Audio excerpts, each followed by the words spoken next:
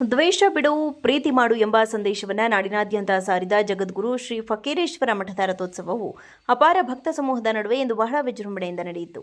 ಹೌದು, ಪ್ರತಿ ವರ್ಷದಂತೆ ನಡೆಯುವ ಧಾರ್ಮಿಕ ವಿಧಿವಿಧಾನಗಳೊಂದಿಗೆ ಈ ಬಾರಿಯೂ ಕೂಡ ಉಭಯ ಶ್ರೀರಥದ ಚಕ್ರಕ್ಕೆ ತೆಂಗಿನಕಾಯಿ ಒಡೆಯುವ ಮೂಲಕ ರಥೋತ್ಸವಕ್ಕೆ ಚಾಲನೆ ನೀಡಿದರು.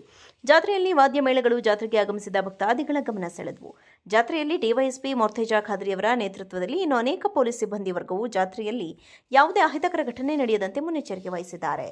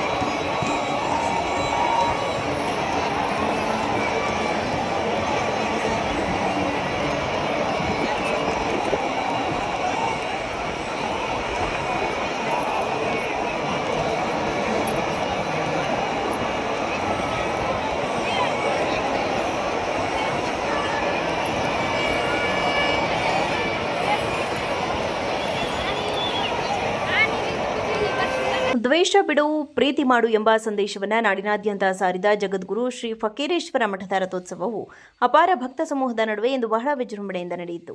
ಹೌದು, ಪ್ರತಿ ವರ್ಷದಂತೆ ನಡೆಯುವ ಧಾರ್ಮಿಕ ವಿಧಿವಿಧಾನಗಳೊಂದಿಗೆ ಈ ಬಾರಿಯೂ ಕೂಡ ಉಭಯ ಶ್ರೀರಥದ ಚಕ್ರಕ್ಕೆ ತೆಂಗಿನಕಾಯಿ ಒಡೆಯುವ ಮೂಲಕ ರಥೋತ್ಸವಕ್ಕೆ ಚಾಲನೆ ನೀಡಿದರು. ಜಾತ್ರೆಯಲ್ಲಿ ವಾದ್ಯ ಮೇಳಗಳು ಜಾತ್ರೆಗೆ ಆಗಮಿಸಿದ ಭಕ್ತಾದಿಗಳ ಗಮನ ಸೆಳೆದವು. ಜಾತ್ರೆಯಲ್ಲಿ ಡಿವೈಎಸ್ಪಿ ಮೊರ್ತೇಜಾ ಖಾದ್ರಿಯವರ ನೇತೃತ್ವದಲ್ಲಿ ಇನ್ನು ಅನೇಕ ಪೊಲೀಸ್ ಸಿಬ್ಬಂದಿ ವರ್ಗವು ಜಾತ್ರೆಯಲ್ಲಿ ಯಾವುದೇ ಅಹಿತಕರ ಘಟನೆ ನಡೆಯದಂತೆ ಮುನ್ನೆಚ್ಚರಿಕೆ ವಹಿಸಿದ್ದಾರೆ.